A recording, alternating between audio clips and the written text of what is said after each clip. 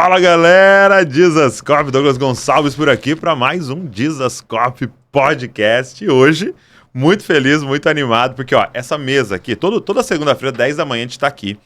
Já estamos com quase 3 anos já, muitos episódios, e toda vez a gente é extremamente impactado, sabe? É uma mesa de unidade, é uma mesa de comunhão, de testemunho, de inspiração, e eu tenho certeza que vai ser incrível hoje. Nós vamos sair daqui mais parecidos com Jesus. Você já sabe com quem eu vou conversar, mas antes de eu começar minha conversa com ela, eu queria te fazer um convite. Ó. 11 de novembro, nós vamos ter a conferência Dizascope, que vai ser lá em São José dos Campos. Eu queria que você estivesse lá com a gente. Vai ser o dia inteiro, de manhã, 9 da manhã até 10 da noite. A gente vai passar lá mergulhados à presença de Deus. E eu queria te fazer um convite de estar com a gente. Então vai ser em São José dos Campos, na Igreja da Cidade, 11/11, beleza? Então o link está aqui na descrição, só você clicar, fazer sua inscrição, inscreve toda a sua galera e vem junto com a gente aí que eu te espero lá. Vambora pro episódio de hoje.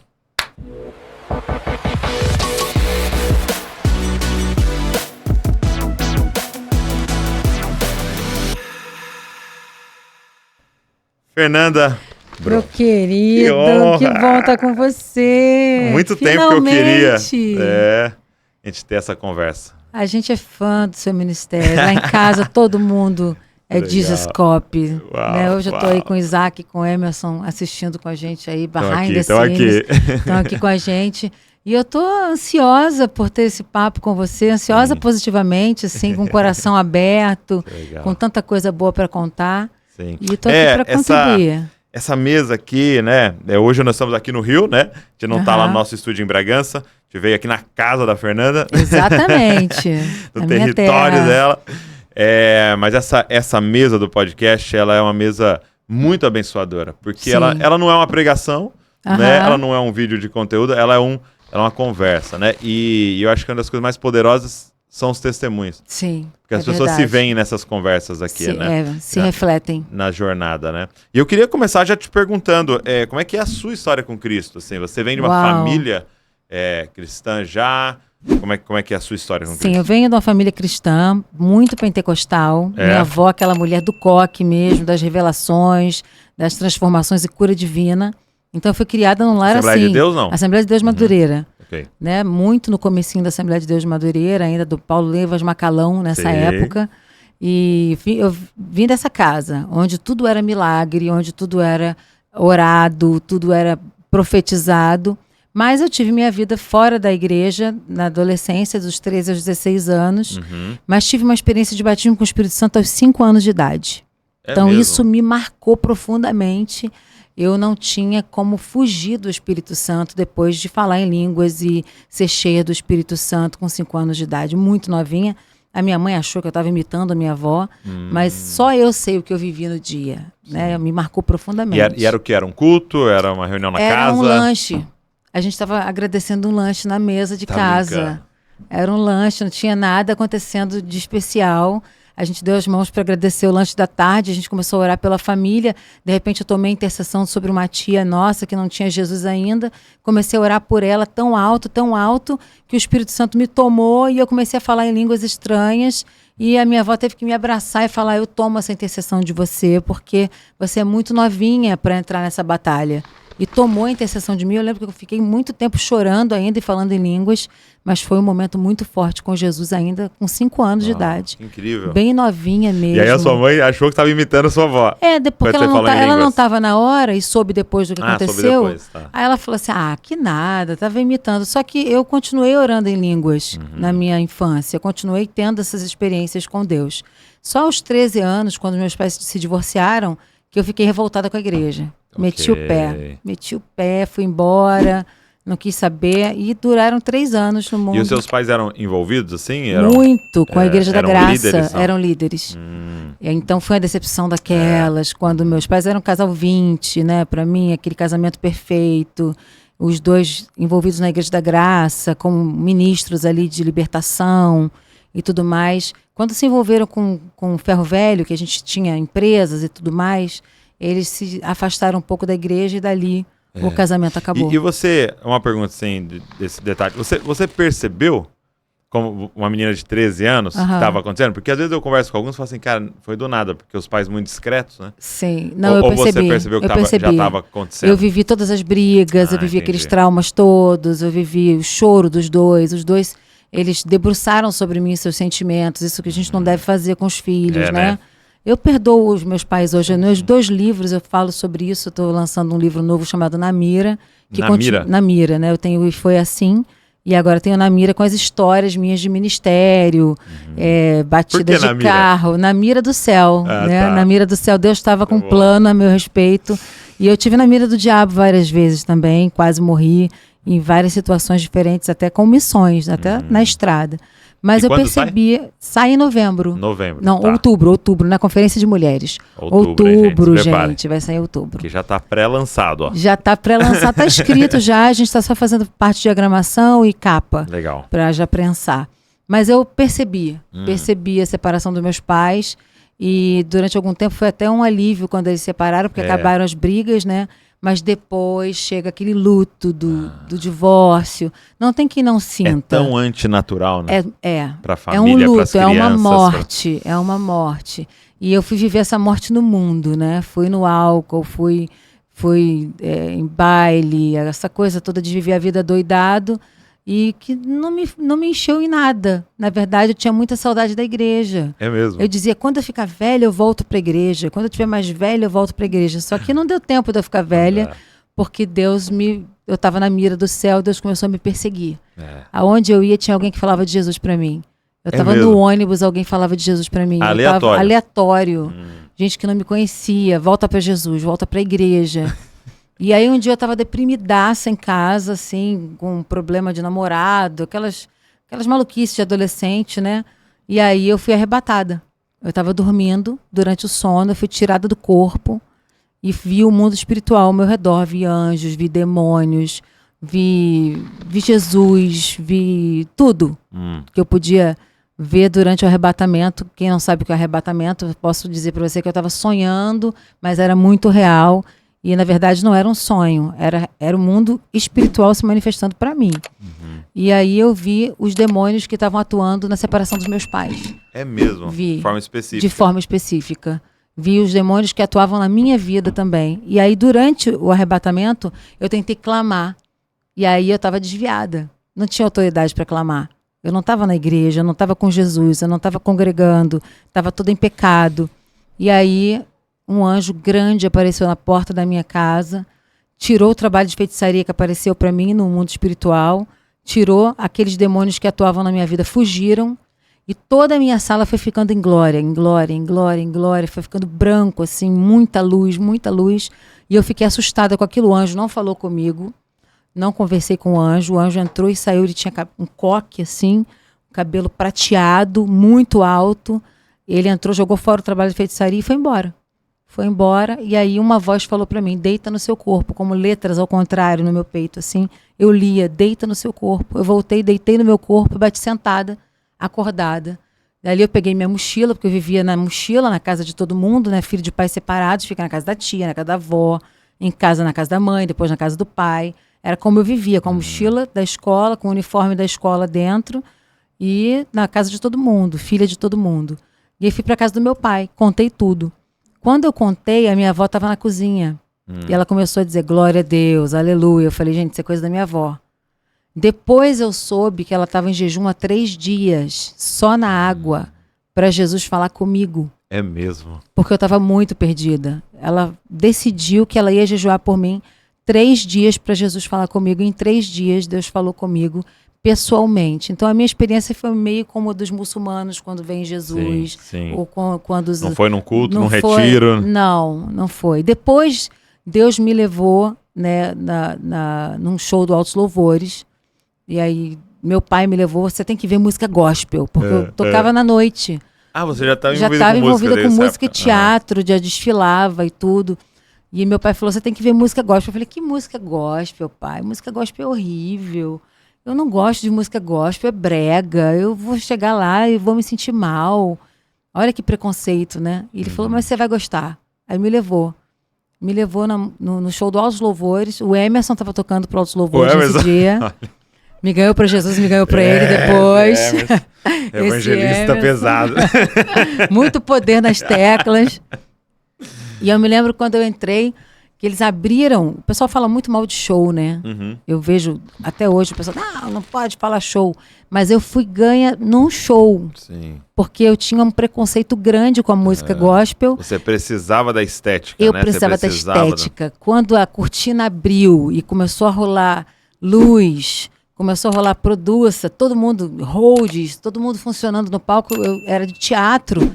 Eu falei, gente, os crentes estão modernos, né? O que está acontecendo?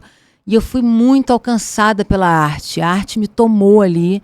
O Espírito Santo usou a arte para falar comigo. E quando eu vi, eu estava com a mão levantada no apelo, voltando para Jesus. Teve um apelo no final. Teve um apelo durante o show. A Estela cantou nesse show, a Lislane cantou nesse show, Altos Louvores todo nesse show. E depois eu fui para a comunidade evangélica da Vila da Penha, porque eu frequentava Deus é Amor no centro da cidade. Uhum. Eu pegava o trem, ia para Deus é Amor. E meu pai me perguntou, o que você quer ser? Eu falei, quero ser pastora. Você falou...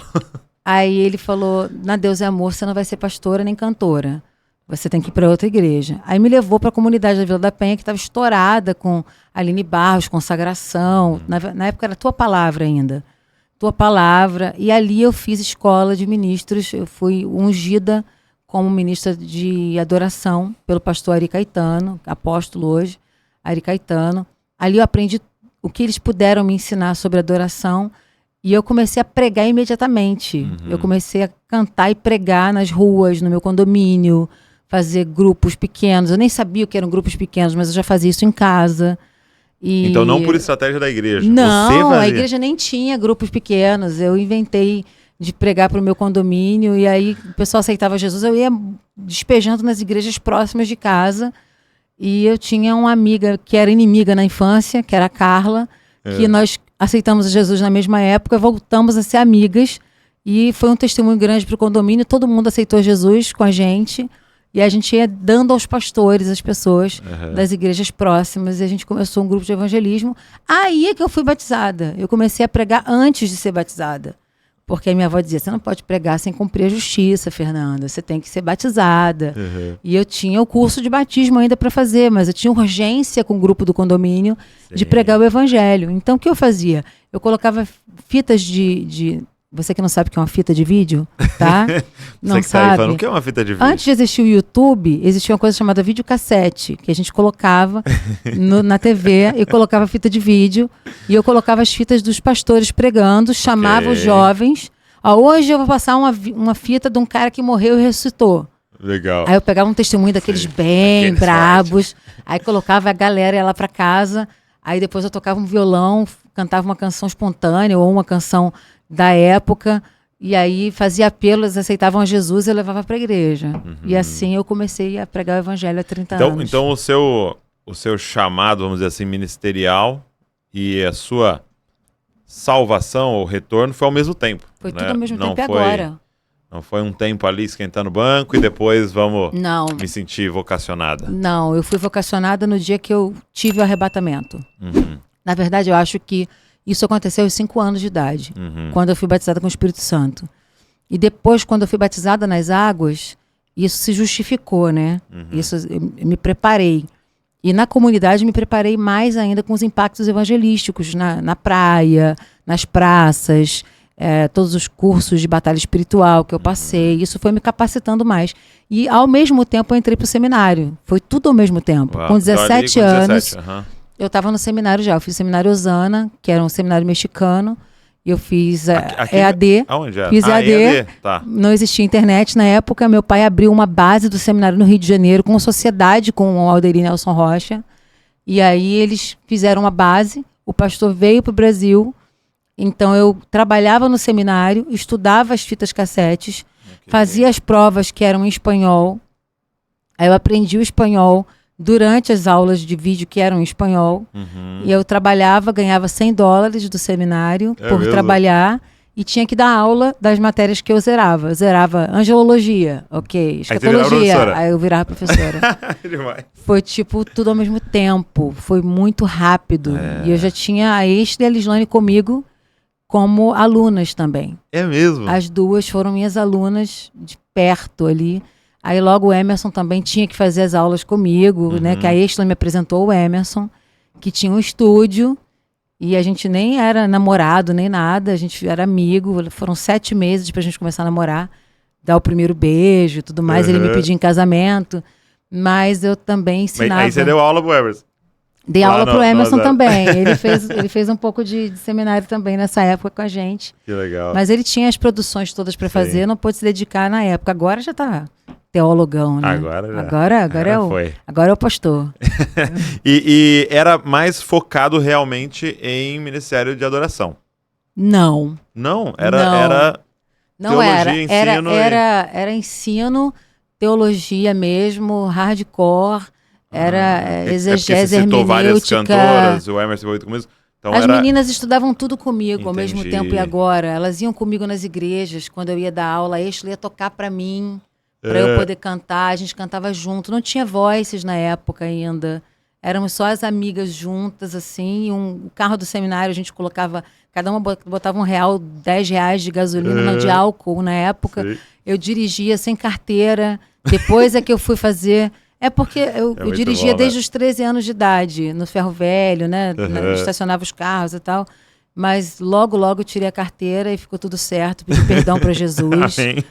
Tirei a carteira e dirigia com as meninas para pregar o evangelho. E agora é interessante que houve uma cena, né? Uma geração, 92. Né? E quando você começa a conversar, tava todo mundo meio junto ali, todo mundo, né? Que hoje ao mesmo tempo tá espalhado, né? E servindo, e pessoas que, como você me falou em off aqui, 30 anos né, na estrada, mas tava todo mundo junto num período, todo né? Mundo aconteceu adolescente. Aqui, aconteceu em Minas também, né? Em BH, ali, em Contagem, aconteceu uma cena interessante. É interessante isso, né? O avivamento de 92. Você chama assim? Eu chamo porque foi uma época que uma mulher andou sobre as águas na Argentina. Então havia um movimento na América Latina em 92, um avivamento muito grande, e a comunidade da Vila da Penha estava vivendo esse avivamento tremendamente. Então nós tínhamos ali pastores que vinham do mundo inteiro para pregar para a gente. Não tinha vaga. Quando você chegava para o culto às 5 horas, tinha carro no Largo do Bicão, em cima das calçadas, tinha fila na igreja para entrar. Foi um grande avivamento que a gente viveu ali.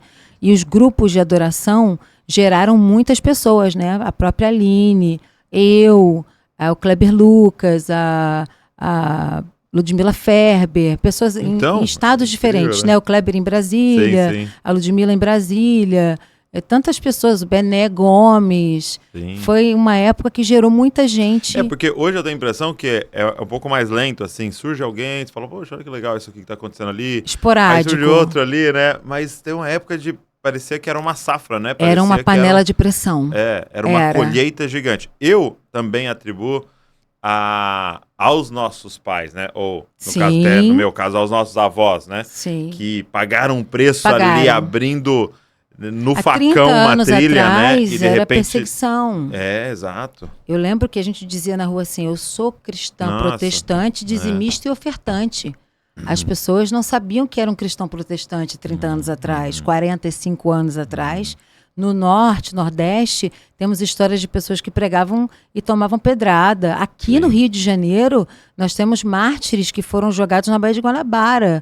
Isso há mais tempo. Sim. Então, a história de perseguição, o que a gente vive hoje de evangelho é um sonho. Não, eu lembro de ser assim, sempre um dos únicos cristãos na escola.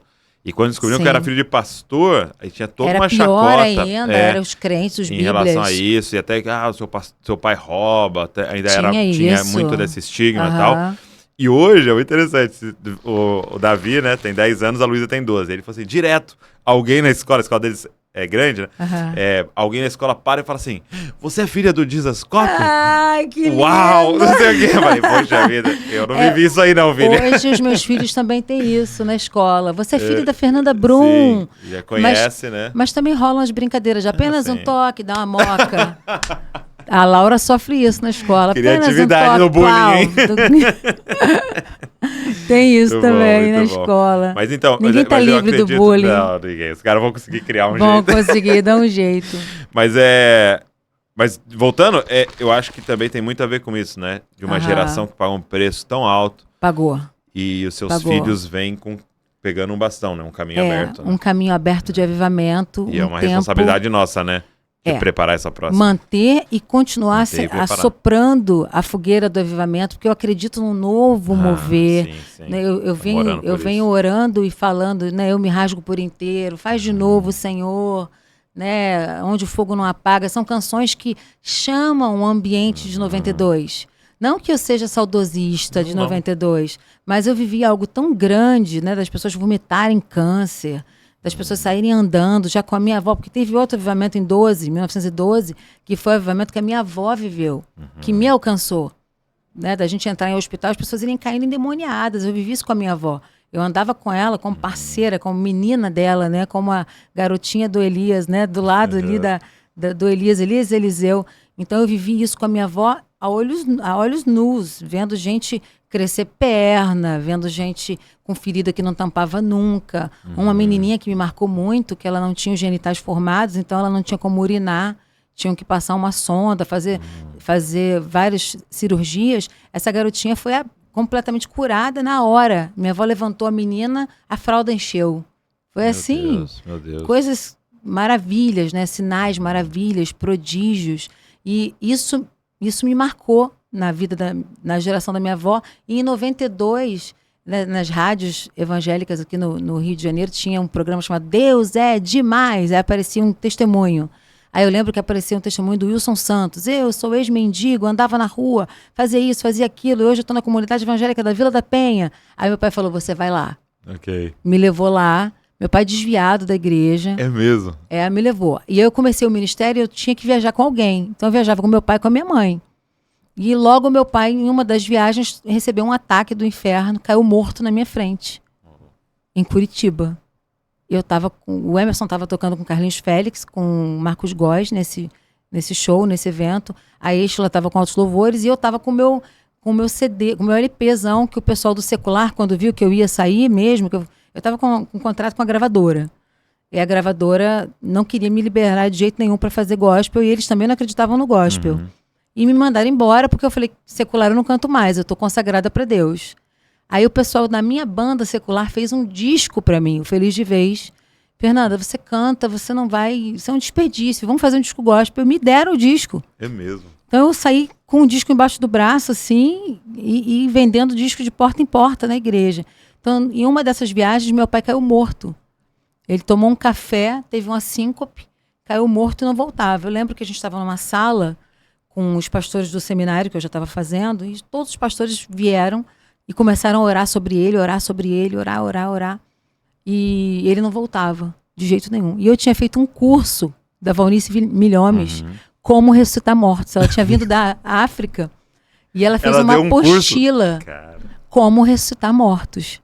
E eu, com 17 anos, doida, querendo saber tudo ao mesmo tempo. E agora, Avivamento Primeiro Amor, aquela coisa linda, eu fiz o curso. Então eu esperei os pastores orarem pelo meu pai. Quando eles não traziam meu pai de volta, eu entrei, coloquei a mão no peito dele, falei, bom, eu aprendi que primeiro a gente expulsa o espírito de morte, então vamos lá. Espírito de morte, sai dele em nome de Jesus. E eu aprendi que a gente chama o nome da pessoa, como Jesus fez com Lázaro.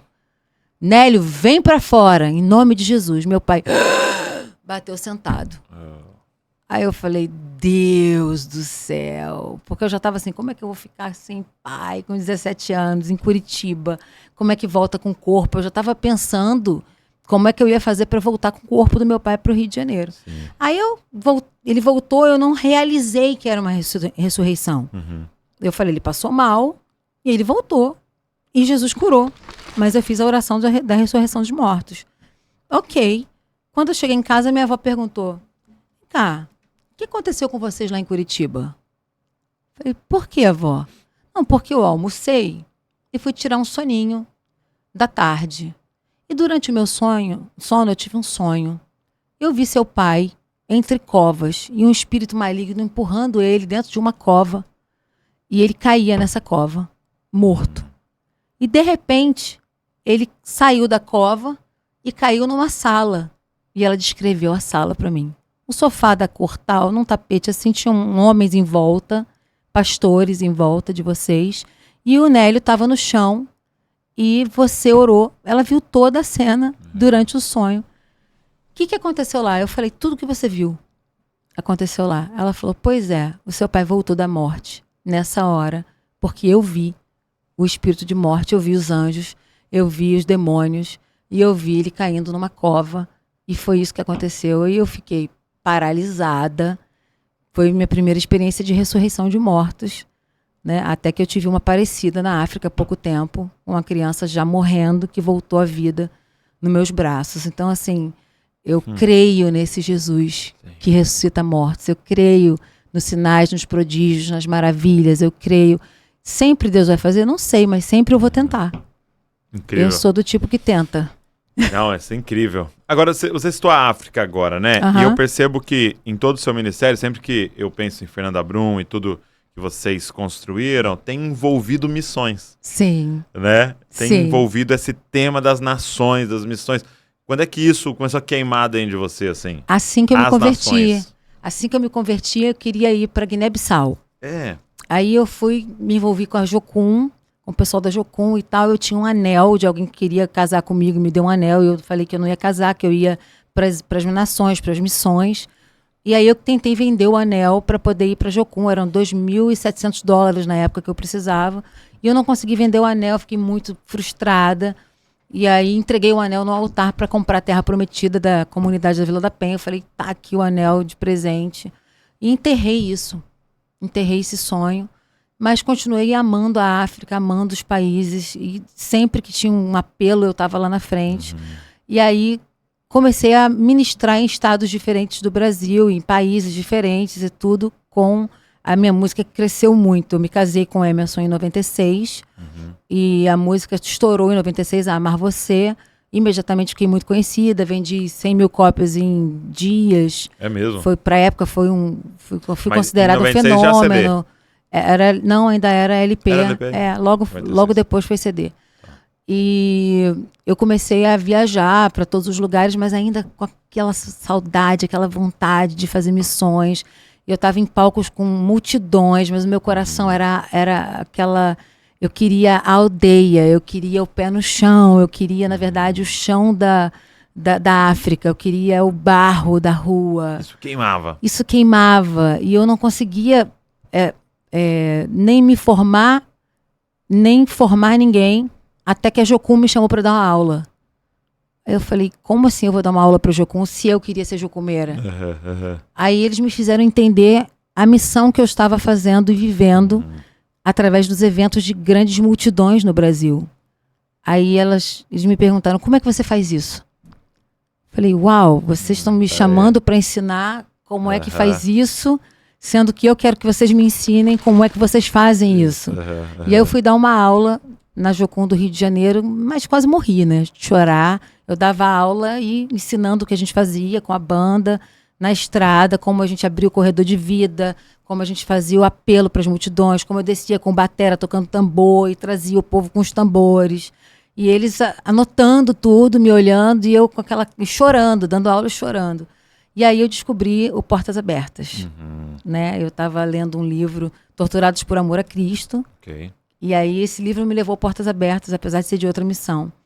E aí eu chamei o Portas Abertas e disse, o que eu posso fazer para ajudar? Eu não tenho tempo de fazer Jocum mais, eu já estou na estrada, já tem mais de 15 anos, e eu preciso ajudar de alguma maneira. Aí eu fiz o Profetizando as Nações. Sim, O- foi o um álbum. projeto. Profetizando as Nações, explicando para a igreja brasileira o que era a perseguição. Porque a igreja brasileira parecia, e parece até hoje, não compreender o que é perseguição ao evangelho. Eu falo isso com toda a humildade do meu Sim. coração, porque eu estou dentro da igreja brasileira e eu não fiz ainda Crítica a nós mesmos. a nós mesmos. Eu estou me criticando, porque eu também podia ter feito mais e podia estar fazendo muito mais. Mas aí eu dediquei esse álbum todo ao Portas Abertas. Parte da renda desse álbum foi de direitos autorais e artísticos, que não foi muito dinheiro, mas foi o que deu pra gente fazer. Mas a divulgação A mensagem e era... a mensagem muito- para Eu ensinar uma lembro. geração. Eu lembro de fazendo teatro na igreja e era com essas canções, assim. Sim. Aí eu segurava eu representava algum país lá que eu não lembro. Sim, e o que Sim, aconteceu? provavelmente algum país árabe. Exatamente. Isso gerou no meu filho hoje. O Isaac fala hebraico você tava fluente. falando pra mim, eu falei, velho. Ele fala hebraico fluente, tá? Com 3 anos já de hebraico e o coração dele é pro Oriente Médio, então ele também vai estudar árabe, vai para as línguas que as pessoas normalmente não querem aprender, mas ele quer ler a Bíblia no original. Então temos um hebraísta da geração olha dele. Que interessante, né? É muito parecido o que você está contando assim com quando a gente lê sobre Davi, né? Ele naquele anseio de eu quero construir o templo, eu quero construir o templo, eu quero construir o templo, eu vou. E Deus fala, não vou deixar. Quem vai é seu filho. Mas de alguma forma você está fazendo, né? Olha o que aconteceu. Eu comecei o Profetizando das Nações, lancei o Profetizando das Nações e muitos jovens foram para a África. Inclusive teve um jovem, o Marcos Freire, com 17 anos de idade, pegou um avião, foi para a África sem saber falar nada, sem saber para onde ia e foi servir um pastor lá. Inspirado pelo Eu Vou. E eu conheci ele há pouco tempo, há tipo 6 anos, amor. 6 anos?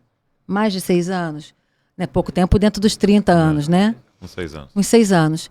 Me mandaram para ungir um jovem no Nordeste do Brasil e eu falei, eu não vou mais fazer isso. Todo mundo que eu unjo, que eu abençoo, me vira as costas depois. Eu tava Jeremias, sabe? Brava. Puxa vida, depois eles não lembram mais da gente. A gente cria essas crianças, abençoa, eles explodem, vendem CDs, depois não olham mais na cara da gente. Eu tava nessa crise. Ok, cheguei lá, eu ia fazer um filme iraniano, me chamaram para ser atriz de um filme iraniano, eu desmarquei essa gravação do filme iraniano para ungir esse menino. E fui. Cheguei lá, contrariada. Aí Deus falou comigo assim, ouve a música dele. Aí eu ouvi. Quando eu vi a foto dele, eu tinha recusado ele num concurso do meu estúdio. Eu tinha tirado ele. Eu falei, não, esse não, vou dar o prêmio para outro. Eu falei, gente, quando Deus quer fazer, né, não tem saída. Eu fui para lá. Vai te perseguir, né? Aí Deus falou comigo, unge esse garoto. Eu peguei uma jarra de 3 litros de azeite, virei nele, acabei com o carpete do Verbo da Vida. Foi tremendo. E eu comecei a profetizar sobre ele, ungir ele e tal. Esse menino começa um ministério chamado Baluarte, na África. Tem 5 anos que ele tem o Baluarte. E agora, quando me chamaram para comemorar 30 anos de ministério, me perguntaram, onde você quer gravar? E fizeram várias reuniões, fizeram brainstorm, né? Vamos lá, vamos fazer no norte do país. Eu falei, quero fazer em Manaus, quero fazer em tal lugar, tá. Deu aquela reunião toda. De repente eu olhei para o Alex Passos assim, falei, eu quero ir para a África. Eu não vou gravar. Pelo menos a primeira parte não vai ser no Brasil. Depois a gente vai fazer uma parte no Brasil. Aí ele, para a África, como? A gente não tem recurso para a África. Não tem budget para isso. A gravadora não vai bancar isso não existe. Você vai para a África como, né? Foi um negócio, não foi o Alex que disse isso, mas todo mundo da minha equipe falou, Fernanda, como é que você vai com uma equipe de 20 pessoas para a África? Eu falei, nós vamos fazer... Toda a equipe. Eu falei, nós vamos fazer um impacto missionário. Como a equipe vai, eu não sei. Mas eu vou com os médicos. Liguei para o embaixador de Israel, falei, vamos lá, vocês têm os médicos de Israel para ir com a gente para a África, para fazer um impacto evangelístico na África. Evangelístico não, um impacto humanitário na África com os médicos de Israel. Eles, vamos ver. E começaram a ligar. Aí eu chamei os médicos da Humanipan no grupo. Alô, missionários, quem vai nesse impacto humanitário comigo para a África? Eu estou indo para Baluarte e tal. Eu falei na Sony. E qual é o país? Luanda. Falei na Sony, olha só, eu já vou. Se vocês quiserem filmar... Me acompanhar. Vambora. Olha, eu fiz um apelo na igreja. Domingo. Tipo, domingo passado, não, terça passada. Agora? Agora. Retrasada. Fiz um apelo na igreja, falei, queridos, eu tô indo fazer um impacto humanitário na África. E se for gravado, amém. Se não for gravado, Belém. Sabe? Eu tô indo... Deus me chamou para isso. Eu tô sensibilizada com 100 crianças que perderam seus pais mortos na frente delas, crianças pequenininhas, crianças com 4 anos, crianças com 5 anos. E eu tô com um jovem que eu ungi com essas 100 crianças que ele tem que alimentar. E eu não vou ficar em casa, eu vou para lá. Então, se vocês puderem ajudar, tá aqui a máquina de cartão, vocês podem ajudar. Eu tô tirando as minhas passagens com o Emerson e eu preciso levar 20 pessoas. Meu Deus! E eu fiquei depois lutando com Deus, orando, Senhor, se o Senhor quiser que eu vá com a equipe, o Senhor vai fazer e vai prover. Sim. Se o Senhor não quiser que eu vá com a equipe, eu vou com o que eu tenho. Mas se o Senhor se agradar disso, se o Senhor está nisso, o Senhor vai prover para mim. No domingo seguinte, um empresário da igreja levantou e falou, eu te dou 4 passagens. Ok. Nessa semana, anteontem, eu estava na Igreja da Fé, da Família da Fé. O pastor Josemar levantou, eu te dou mais 2 passagens. E nós já temos 8 passagens. Legal. E você que está assistindo pode mandar mais 10 passagens. Mais 12 aí. Mas estamos com uma equipe, Cara, aí incrível. os médicos vão comprar as passagens, então Ok. são mais 5 médicos, são mais 5 passagens. E nós vamos com equipe, com remédio, com comida, com Quando? papinha, dia 21 de agosto. Uau. Até dia 28, e de lá nós vamos para a Amazônia. E vamos gravar os 30 anos na Amazônia também, para a glória de Deus. 2 sonhos missionários ao mesmo tempo. Vamos gravar no Fest Tribal da Amazônia, num lugar chamado São Gabriel das Cachoeiras. Vão ser 2 sonhos missionários ao mesmo tempo. Qual é o nome do projeto? Ou vai Não usar tem 30 nome anos? ainda, 30 Não, anos. Tá. 30 anos. Uhum. 3 décadas de ministério. De ministério. Então, nós temos alianças com o Portas Abertas, com a Missão Mais e com a Baluarte. Sim. São 3 ministérios, porque não dava tempo da gente formar ministros para fazer o nosso ministério lá na África. Então, nós pegamos pessoas que já estavam E com a mão na apoiar. massa e começamos a enviar recursos e fazer mídia deles. Com isso, nós levantamos casas para a Missão Mais, nós fizemos uma campanha uma vez para levantar pequenas casas lá para a cidade de refúgio. Sim, pra Conseguimos receber os refugiados, levantar né? para receber os refugiados. Então, nossa vida é muito constante com missões. A gente não para de levantar recursos e mídia para que mais pessoas possam também ofertar. Então, dessa vez, nós estamos com a Baluarte. Nossa, como Deus tem nos apontado para isso, sim. Deus tem Amém. falado. Porque eu tenho dito, assim, que a igreja, uma ilustração que me vem à mente, assim, é que a igreja era como se fosse um bolo, né? Ah, Um bolo. E para você fazer um bolo, tem os ingredientes. exatamente. Você tem que pôr o leite, você tem que pôr a farinha, você tem que pôr o ovo, você tem que pôr... Então, assim, você tem todos os ingredientes ali. Se você te decidir, vou tirar um, não vai sair. Não vai sair o bolo. Não vai ser bolo, mas pode vai virar ser uma outra coisa. Não vai ser É, esquisito, né? E eu acredito que existe um ingrediente chamado missões. Sim, você Que não ele pode tirar missões. da igreja. E por um tempo a gente tirou.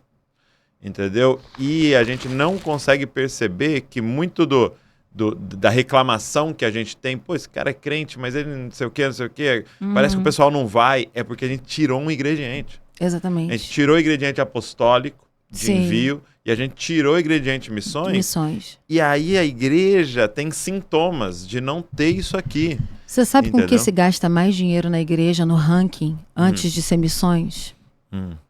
Quer ouvir? Fala. Refrigerante e cosmético. Maquiagem.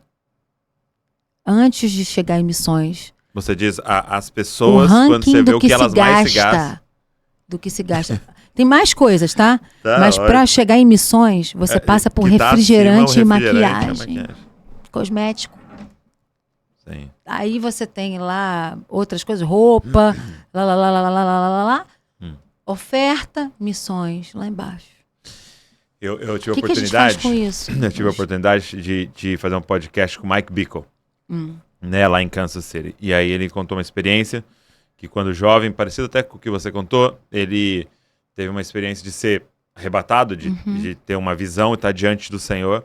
E ele falou o seguinte, que ele estava diante do Senhor, ele estava diante do trono, né? Aham. E aí ele falou de uma sensação naquele lugar. Não tem como manipular, ele sabe tudo. Não tem. Ele não sabe tem. tudo. É. E aí o Senhor olhava para ele, só que ele estava velho. Ele não era ele era jovem aqui, mas ele se via velho. Se via mais velho. E o Senhor olhava para ele e falava assim, que desperdício. Uau! que Tanto dor. potencial você desperdiçou sua vida. E aí ele volta, ele acorda e ele toma uma decisão. Eu não vou ouvir isso do Senhor. Uau! E aí eu perguntei pra ele, ok, o que você não pode desperdiçar? Ele falou 3 coisas. Ele vai me cobrar do como eu usei meu tempo, Sim. como eu usei as minhas palavras Uau. e como eu usei meu dinheiro. Uau. Ele falou, Uau. então eu vou prestar conta de cada palavra que sai da minha boca, de cada minuto do que eu tô fazendo e de cada real que eu gastei, cada dólar que eu Exatamente. gastei. E assim, esse temor precisa voltar pra gente. Esse temor de ser o primeiro, né? Porque quando eu fiz o apelo para as passagens aéreas para a África, eu fui a primeira a doar. Porque você não pode pedir uma oferta Você não tá que disposta não a fazer. doa no seu bolso. Eu falei, eu vou dar quantas eu puder dar. Eu vou meter a mão no meu bolso primeiro. Eu vou ser a primeira pessoa a dar. Não é porque eu sou a mais interessada. O interesse é da missão. É. O interesse é do que nós vamos fazer com essas crianças que estão lá. E não é uma oferta. Acabei de falar com o Marcos Freire e perguntei o que é que nós temos que levar. Porque nós vamos em 20 pessoas e vamos de mão vazia? Não. Ele me disse cimento. Nós precisamos de cimento, porque no local que nós vamos reunir as crianças para atender, eles estão com 1 hectare já doado de terra e eles têm que construir uma escola. Uma escola que vai ter uma igreja do Verbo da Vida lá. Legal. Eu sou de outra igreja, eu sou do Profissão das Nações. Eu quero 100 verbos da vida na África, 1000 verbos da vida na África. Eu não estou preocupada se eu vou abrir uma IPAN lá. Você está entendendo? Sim, eu acho que a cabeça missionária não cabe denominação. É reino. Você precisa ser aberto, né? A gente estava... O Emerson veio agora de Tulsa, aí a igreja do pastor... Me lembra o nome do pastor que recebeu a oferta do... O T.L. Osborne doou o terreno da Victory Church. Olha que coisa maravilhosa. Se eu pudesse ajudar o meu irmão a abrir a igreja dele, na Barra da Tijuca, por exemplo, a gente tem que ter 100, 200, 300 igrejas. Nós temos uma população enorme. O que a gente pode alcançar em cada esquina, a gente precisa ter... Não pode ter bairrismo, não pode ter briga denominacional. Só que aí, esse elemento missional, ele nos ajuda nisso. Exatamente. Porque quando eu olho para 100 crianças órfãs na África, passando necessidade e tal, eu sou obrigado a baixar as placas e falar, exatamente. Vamos fazer alguma coisa? Né? Vambora. O seu filho me falou isso ali nos bastidores agora. O projeto não é só a questão da igreja perseguida e tal, mas é a unidade da igreja. Exatamente. Porque aí, de repente, a gente acha um lugar. calvinista, arminiano, eu creio nisso, aquilo. Não, Mas ok, essas vamos 100 ter crianças unidade. aqui não estão Não preocupadas tão se você fala com a em sua línguas ou não. teologia. Nós precisamos...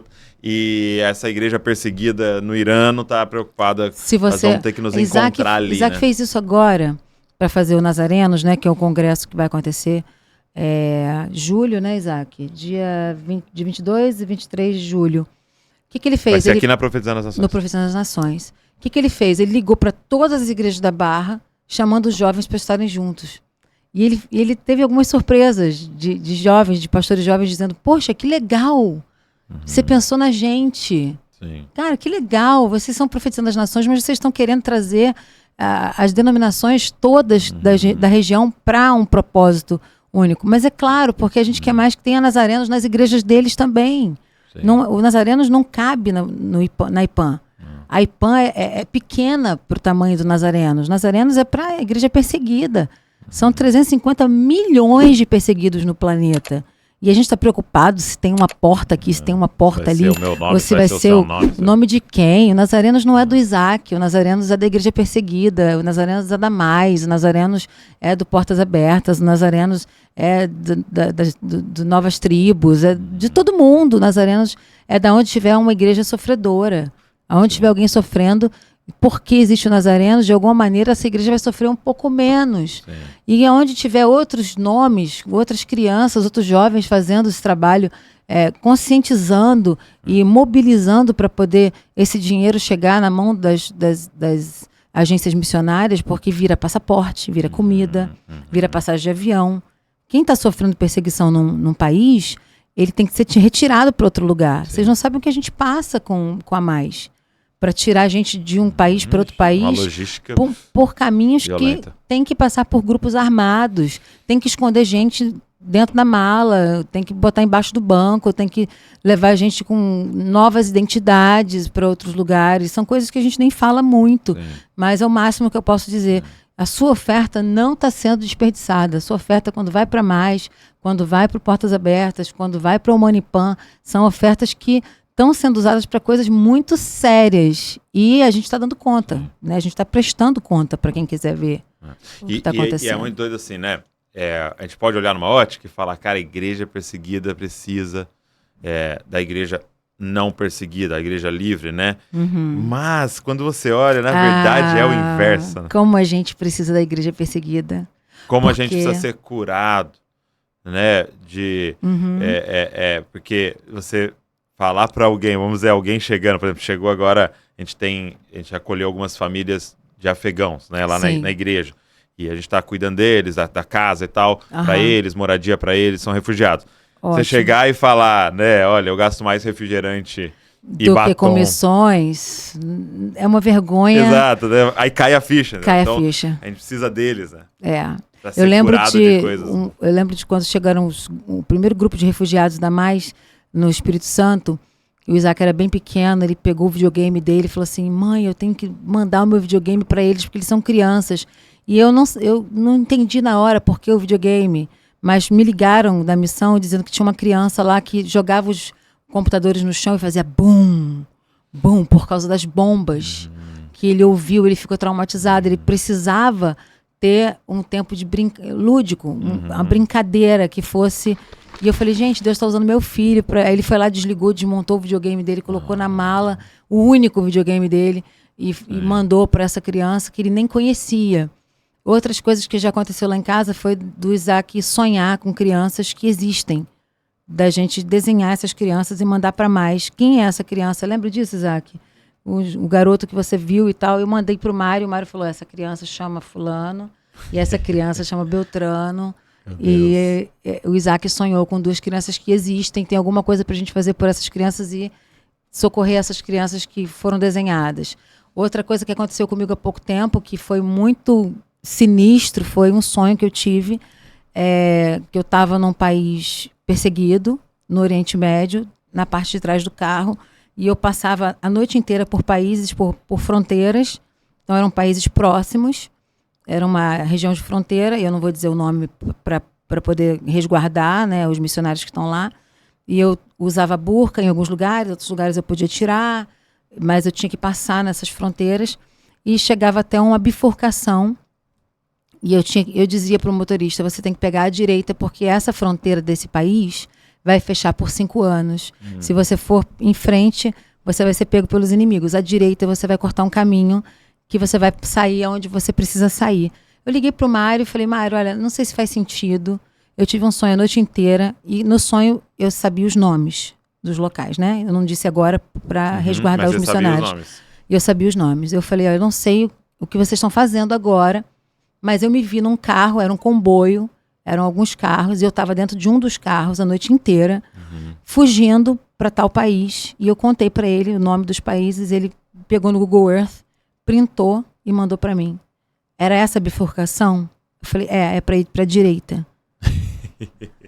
E ele falou, já sei onde nós vamos entrar. Ele falou, Fernanda, a gente está com um grupo saindo de tal país para tal país, e você acabou de dizer por onde eles têm que passar. Eles não podem passar por onde eles estavam procurando passar. E eles passaram pela área que eu disse, dobraram à direita na bifurcação. Ele falou, eu conheço esse lugar, eu já estive nesse lugar, e é uma zona de guerra que eu passei, o Mário dizendo, eu passei com um missionário comigo, durante 20 minutos nós achávamos que nós íamos morrer, foi silêncio absoluto no carro.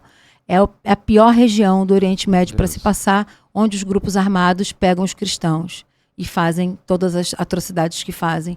E esse grupo esse comboio que você viu no seu sonho, está passando por essa região e eles vão ter que passar por outro lugar, como Jesus te falou. Então eu mandei essa para eles na fé e eu recebi a resposta de que realmente existia um grupo, um comboio. Então, nossa ligação é muito grande com os perseguidos. Sim. Né, com a Ellen Berrani, que foi aquela jovem que foi presa no container e apanhou por 2 anos, teve as pernas quebradas, e a gente tem até um vídeo do meu encontro com ela. Eu tinha acabado de ter a Laura, fizeram um encontro comigo e com ela. Eu mandei um troféu que eu ganhei de melhor cantora, eu mandei esse troféu para ela, falei, não tem condição de eu ganhar um troféu de melhor cantora no Brasil se eu não sou perseguida, eu tô aqui livre, e mandei esse troféu para ela, e ela recebeu. entregaram, o Portas Abertas entregou para ela, e depois fizeram um encontro, foi na Suíça, amor? Na Suíça fizeram um encontro da gente, não disseram para ela que eu estava e não disseram para mim que ela estava, só que antes de eu subir no altar, Deus falou comigo, a Ellen tá aqui. É mesmo? A Ellen tá aqui. Aí Deus falou comigo assim, você não vai pregar, e o Emerson não vai pregar, a Ellen tá aqui. Aí quando eu subi, eles anunciaram o meu nome e anunciaram o nome da Ellen, a gente se abraçou e a gente gritava, a gente chorava e gritava alto, como se a gente se conhecesse desde criança, porque foi um trabalho, a gente tentou com autoridades brasileiras, com o Itamaraty, com deputados, com senadores dos Estados Unidos, foi um trabalho grande de falar, às vezes você me vê sentado com políticos conversando, eu não estou procurando voto para aquele político, eu estou lá procurando como ele vai tirar um afegão, um cristão que está em perigo, como é que ele vai usar a política internacional, quem é que é o embaixador daquela região, quem é o cara do Itamaraty agora. Esse é o meu trabalho de falar com os políticos, né? Quando você me vê em algumas situações de conversa com políticos, eu estou sempre falando sobre a igreja perseguida. Tem gravado esse dia? Esse dia da Ellen Berrani tem, a gente pode procurar no YouTube. Tem, a gente pode mandar para você. Seria legal. Cara, deixa eu te fazer uma pergunta. Diga lá. 30 anos, né? Você está fazendo agora essa gravação e tal, e é um marco, né? Uhum. E eu gosto de fazer essa pergunta, já fiz para várias pessoas. É fácil começar bem, né? Mas a longevidade do ministério, para mim, é o que mais me encanta, assim, né? Sim. Eu vejo alguns fazendo coisas incríveis, assim, mas eu falo, poxa, terminar bem é o maior desafio, né? O que a gente viu Paulo declarando ali, né? Você ir até o final, e não que vocês já estejam terminando, eu acho que tem muito chão pela frente. Mas assim, já são 30 anos, né? E eu queria que você falasse, quais são alguns segredos, algumas coisas assim que você atribui aí para essa jornada constante? Porque assim, eu tô diante de alguém que tá 30 anos nisso, e falando com a mesma paixão ou até mais, né? E isso é inspirador. Eu queria saber o que Deus fez nessa jornada. A gente precisa superar muita coisa dentro do ministério. Eu eu tenho certeza que manter o teu contrato com Jesus. O que você tratou com Jesus? Eu fiz um contrato com Jesus quando eu me converti. Literal? Literal, e você escrevi um contrato com deveres, afazeres e tudo mais, e queimei, assinei por mim e por Jesus e queimei. Eu sou meio assim, tá? Ok. Meu jeitão profético de ser. Legal. E eu acredito que cumpri o contrato com Jesus. Ok, cumpriu o contrato. Cumpri o contrato com Jesus. O que eu prometi que eu ia fazer para Jesus? Eu ia gastar a minha vida para Ele. Tava lá. E não ter ninguém mais importante do que Ele na sua vida. Nem marido, nem filho, nem igreja. Nada mais importante do que Jesus na sua vida. Se te faltar tudo e tiver Jesus, você continua? Será que você continua? Eu já tive muitos momentos em que eu tive decepcionada, arrasada com o meio, com o mercado, com as pessoas. Chora, mas continua.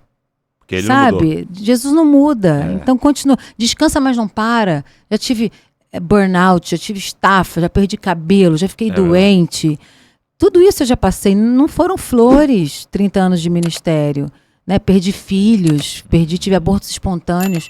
Cerca de 4 abortos espontâneos, 4 abortos espontâneos para 2 gestações, né? Tive algumas cadeiras espinhosas que eu me sentei, mas e Jesus? Briguei com Jesus algumas vezes porque eu não consegui o que eu queria, mimada, garotinha mimada, e não adiantou nada brigar com ele, fiz birra, não adianta nada brigar com ele porque ele é minha paixão, dele é boa, perfeita, agradável, não acrescenta dores. Então eu tive muita ajuda, muita gente boa. E a gente tem uma unidade, eu e o Emerson, que o evangelho está em primeiro lugar de tudo. O evangelho está em primeiro lugar até no nosso casamento. É o evangelho. Depois é a gente. Depois é a nossa família. Sabe? Depois é a igreja. Tem uma ordem de fatores que altera o viaduto. Sim. Então, o ministério, ele está... Assim, é claro que o ministério não justifica um fracasso familiar. Ok. Nunca. A família, ela está junto com o ministério. Porque né? ela é um ministério. É um ministério maior. Aliás, quando nós abrimos a IPAM, quando começamos a IPAM, nosso maior empuxo para abrir a IPAM foram os nossos filhos. É mesmo? Foi para criar os nossos filhos na igreja, porque nós tínhamos ali como é que eu posso dizer? Uma incompatibilidade ministerial momentânea no local que nós estávamos pastoreando como auxiliares, com relação ao que nós acreditávamos para o Isaac. Uhum. Ele teria que cumprir algumas coisas e a gente não estava de acordo com aquilo. E nós fomos batizar o Isaac no Rio Jordão. É mesmo? E, assim, de maneira muito simples e humilde, eu digo que não estava errado o que a igreja estava falando, mas aquilo que nós estávamos vendo acontecer com o Isaac era tão mais rápido. Sim. E que tinha que ser cumprido para que ele fosse para missões, nós começamos a cuidar mais do Isaac e nós entendemos o tempo da visitação do Senhor. E um pastor, que é nosso bispo há muitos anos, que é o Joaquim Ribeiro Cantagalli, falou para a gente assim, olha, se vocês têm que fazer alguma coisa, se Deus falou com vocês que vocês têm que abrir igreja, que vocês vão ser pastores de igreja, esse é o recomissionamento de vocês. Valnice Milhomes falou isso para mim. Esse é o recomissionamento de vocês. Façam isso pelos seus filhos. Uau. E nós abrimos a igreja com a nossa família. Era eu, Emerson, Isaac, Laura, meu pai, meu primo, minha sogra, meu sogro e só. Sim. Nós abrimos a igreja com a família, mais ninguém. Depois Deus foi acrescentando as pessoas. Nós fomos embora do ministério anterior sem ninguém. Nós não levamos ninguém com a gente. As pessoas foram vindo, aceitando Jesus, foram sendo batizadas, foram chegando. E hoje nós estamos beirando aí mil membros na igreja local. Uau, tem 7 anos. 7 anos. É um crescimento gradativo, natural. É parecido com a família Desascope. A família Desascope vai fazer 6. Olha, que lindo, parabéns. Vamos na plantação juntos aí. Na verdade, agora que a gente começa a ter uma igreja de fato. Porque você começa a saber quem é que tá lá, né? Quem realmente está contigo. Depois de 5, 6 anos, você percebe quem passou em momentos bons, ruins, desafios e tal, né? Porque tem um momento ali que você não sabe. Venta tá muito. Exato, a pessoa tá falando, uma coisa nova, vamos lá. Tem os fundadores de igreja, que são esses que andam fundando as igrejas. Eles vão nessa igreja, fundam a igreja. Daqui a pouco eles saem, vão para outra igreja que está começando. Essa não, agora já está muito grande, eu vou para outra igreja menor. Eles gostam do cheiro do novo. É o cheiro do novo. Eu chamo de fundadores de igreja. Interessante. São esses grupos que ficam rodando. Tá chegando um fundador de igreja. A gente também teve fundadores de igreja. Agora, esse que você falou, né? A gente tem essa lista, né? E a gente tem esse costume de falar assim, não, Deus está em primeiro lugar, né? Eu falo assim que nessa lista, vamos dizer assim, se você fosse escrever uma lista, né? Família, emprego e tal, não é que Deus está em primeiro lugar, Deus é o papel, né? Deus é tudo. Tipo assim, não tem família sem Deus. Tá em Cristo, né? A sua família tá em Cristo. Então, assim, agora ele é tudo, né? Os psicólogos gostam de separar isso, né? Eu gosto muito de psicologia, estudo psicologia. E aí, normalmente, os psicólogos perguntam assim, onde está a Fernanda fora do ministério? Não existe. Isso é para eles é adoecimento. Para mim, não. Para mim, a Fernanda e o ministério, eu não consigo ter o meu superego ou um alter ego. O meu superego, ele é ministerial. Porque a minha maneira de funcionar, o meu trabalho é ministerial. Então, não, Fernanda, mas o seu superego aqui é o ministerial. Não, o meu eu sou essa pessoa que diz coisas pessoais publicamente. Eu conto a minha vida para as pessoas. Eu sou essa pessoa aqui agora e eu sou daqui a pouco. E o meu terapeuta fala, menos, Fernanda, fala menos, você fala tudo. Você abre tudo para as pessoas. Eu falo, gente, dá um trabalho mentir. Dá um trabalho inventar, fingir. Eu não consigo. Claro que a gente tem limites quando eu vou falar da igreja perseguida. Eu não vou falar nomes, eu não vou falar países, eu não vou dizer quem está passando pelo quê, o quanto foi dado. Tem limite tudo. Mas eu não consigo me desvencilhar do meu chamado. Ele é tão violento que eu não consigo me desvencilhar dele. Porque é um propósito, né? Quando a gente pensa ministério, tem muita gente que olha meio que parecido com profissão emprego e tal. E não é, né? É um propósito. É um sacerdócio. Né? Então você não tem como desligar e ligar, né? Uma vez eu usava o termo bivocacionado, né? Esse termo de tipo assim, você trabalha, né? E serve na igreja e tal. E não é que o termo esteja errado, mas uma vez um amigo, Paulo Borges, ele falou assim, cara, não é bivocacionado. Porque é uma vocação só. Então agora você entrou na empresa... Você continua sendo vocacionado. Então você vai ter múltiplos lugares que você vai exercer sua vocação, mas é uma só. Exatamente, né? O que eu sinto. É uma vocação só. Então eu tenho a impressão, você pode me corrigir, que dos 5 ministérios de Efésios você, né, atua mais no profético. Então onde você entrar vai ser... É no profético e no apostólico. No profético e no apostólico. Então, onde você entrar, você vai estar no podcast aqui, a gente falou coisas disso. Exatamente. Não tem como fugir, não né? Tem Mas como se você fugir. for se trabalhar numa empresa, você ia... É do que eu tô cheia, né? Exato. É da minha vontade que é ministrada pelo Espírito Santo. Porque eu não acredito que essa chama seja minha, seja do meu eu. Não, essa chama, ela sua só carne. não é da minha carne. A minha carne não quer isso. Não quer. Minha carne não quer ir para a África, minha carne não quer ir pro segurança. Não, minha carne quer ficar em casa vendo Netflix. Minha carne quer comer pipoca com as crianças, Exato, né? Pular na cama, brincar com as crianças na cama de pega-pega em casa. Minha carne quer ficar em casa cuidando da casa como uma boa dona de casa, não que eu adoro com o problema dos outros. Né? Para que você vai se importar com isso? Eu não faço. Eu digo para você que eu não faço mais do que a minha obrigação de ir. Sim.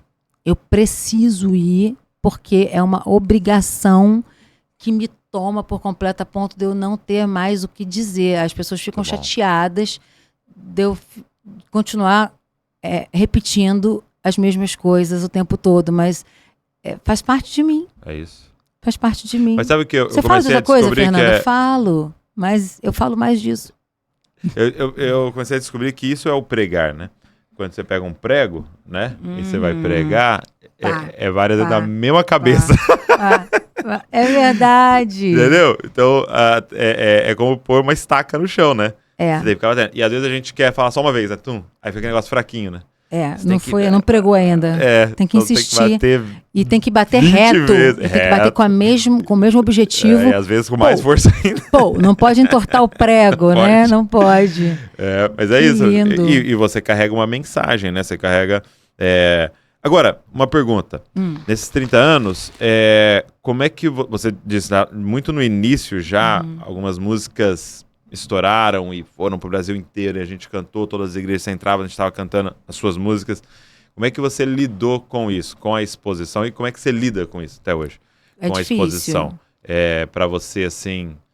Sim, tá nos lugares. Tá nos lugares, ser reconhecida e a expectativa das pessoas e tudo. Como é que você lida com isso? Esses dias eu tava na fila da padaria, aborrecida, com a moça que tava demorando a me servir o queijo. Ela tava cortando muito devagarzinho. Aí eu comecei a ficar aborrecida na fila da padaria e fiz uma cara assim, sem querer. Caiu o semblante, não falei nada, não reclamei, mas caiu o semblante. Aí veio uma moça e falou assim: "Oi, você não é a Fernanda Brum?" Falei: "Oi, sou eu. Por que você tá tão triste? Você é uma menina tão alegre, você é tão sorridente. Por que você tá triste?" Eu falei: "Moça, eu não tô triste, eu tô aborrecida com a moça ali que tá devagar." Queijo demorando. É o queijo que tá demorando, eu não tô triste. As pessoas esperam que você esteja o tempo todo gargalhando, né? Isso é pesado. Isso é pesado, né? Isso é pesado. Mas assim, o que me consolou muito foi a palavra de Lázaro. Quando Lázaro foi ressuscitado, ele ficou famoso. E diz a palavra de Deus que, porque queriam matar Jesus, procuravam matar também a Lázaro. Ok. Onde Lázaro ia, as multidões iam. Aí Deus falou comigo: "Fernanda, fica tranquila que você é só um Lázaro. Você estava dormindo quando eu fiz o milagre. Não foi você quem fez o milagre. Quem fez o milagre fui eu. Então você vai pregar e as multidões vão atrás de você. Mas não se esqueça que você é só um Lázaro." Então, entendendo que eu sou só um Lázaro, eu tenho como educar as multidões. Então você tem falado? Eu falo sobre isso, falo. Eu falo, inclusive, que todo ídolo é tirado da terra. Todo ídolo, toda pessoa que é idolatrada é tirada da terra. E eu digo para as multidões: não quero idolatria. Eu amo vocês. Deus me chamou a atenção para eu parar de brigar com o povo. Porque Deus falou: eles são meus, para de brigar com o povo. Para de bater na minha noiva. Para de bater na minha noiva. Eles são meus. Mas eu digo para eles: gente, idolatria não. Eu sou gente que nem vocês. Eu vou decepcionar vocês uma hora.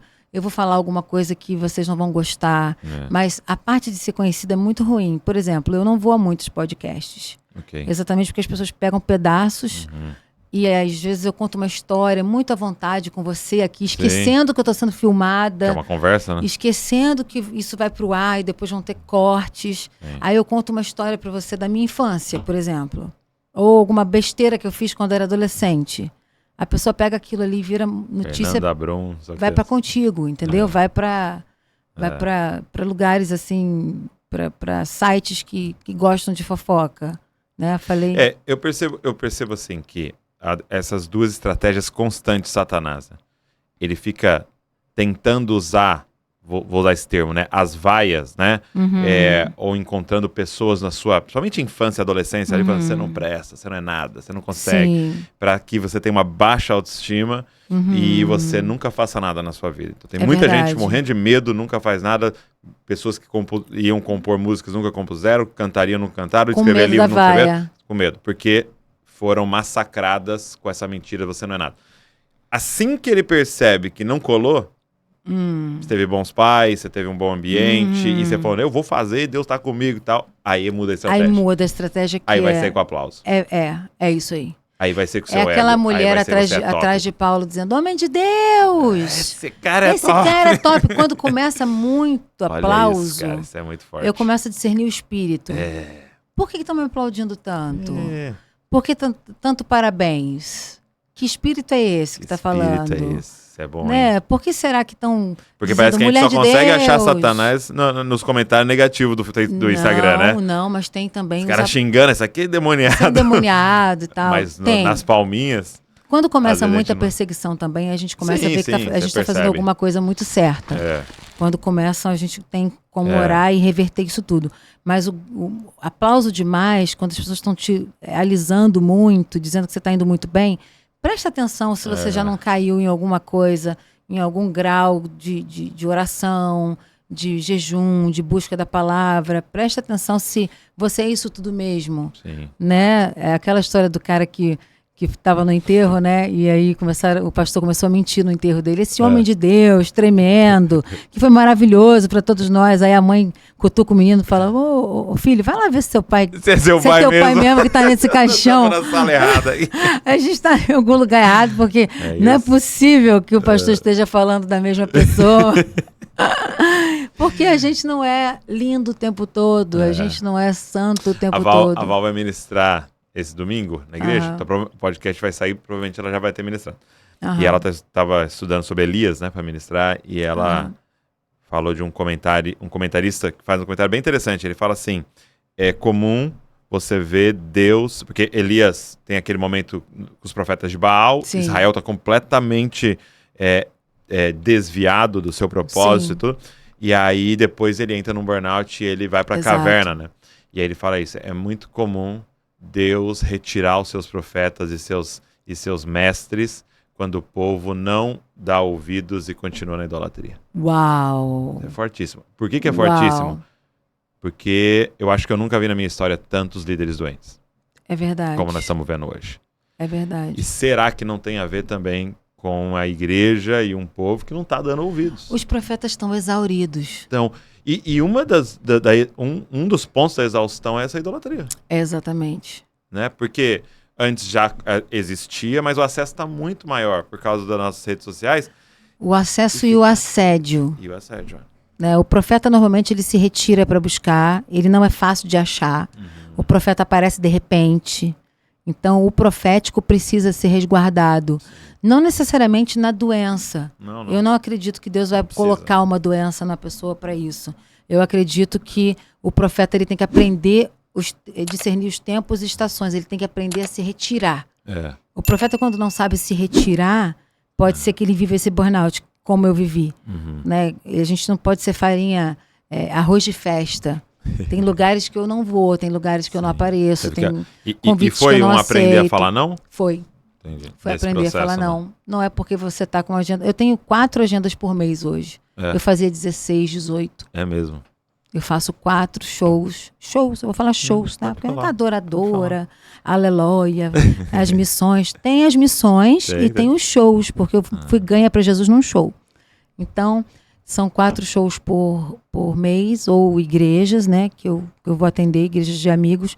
Mas eu tive que reduzir muito a minha agenda por conta do burnout. E eu não quero mais viver o burnout. É isso aí. Então, quando eu tenho que profetizar, eu apareço. E quando eu tenho que sumir, eu sumo. Eu sou uma mulher, eu preciso ter família, eu tenho marido, eu tenho uma igreja para cuidar, eu sou auxiliar do meu marido na igreja, eu sou uma pastora auxiliar. Isso tudo é necessário para que a gente viva também. Eu fiz um estudo com as evangelistas do século passado, a Catherine Kuhlman, a Aimee Semple McPherson, a Frida Winger, todas elas morreram muito cedo. Porque elas não souberam o tempo de recolher para se cuidar, né? Para ir para a África agora eu estou fazendo reposição de tudo, de vitaminas. Acabei de falar com a minha médica hoje. Eu tenho que estar bem, eu tenho que tomar suplementos e tudo mais, porque eu tenho que dar o meu melhor para o povo.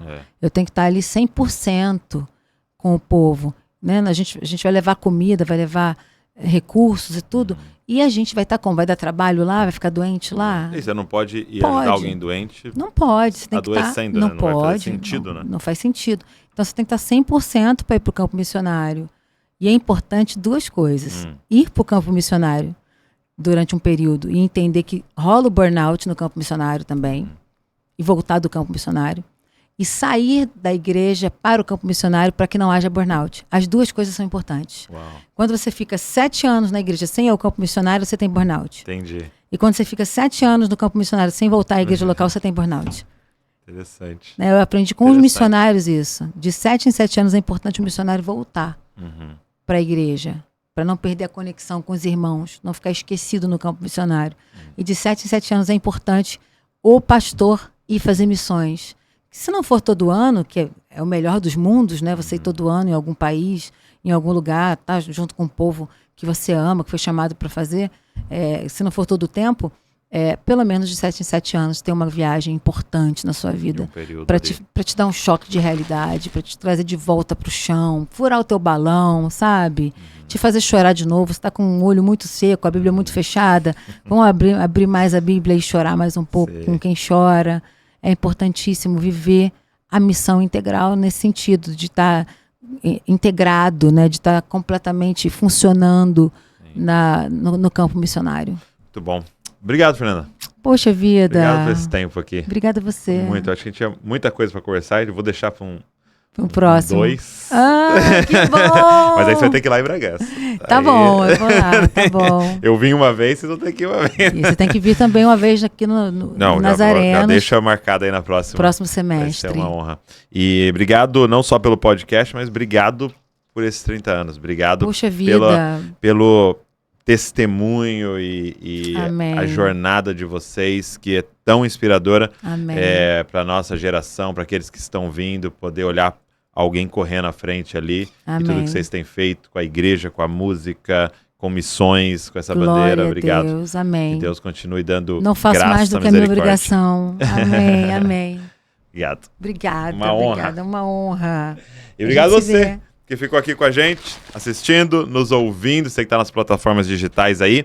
Eu queria te fazer um pedido, pega esse link e sai mandando para todo mundo aí. Tenho certeza que essa conversa vai provocar bastante a gente, nos chacoalhar aí, nos inspirar. E também se inscreve no canal para você receber tudo que a gente está produzindo aqui. Deus abençoe você e não se esqueça, você é uma cópia de Jesus. Valeu.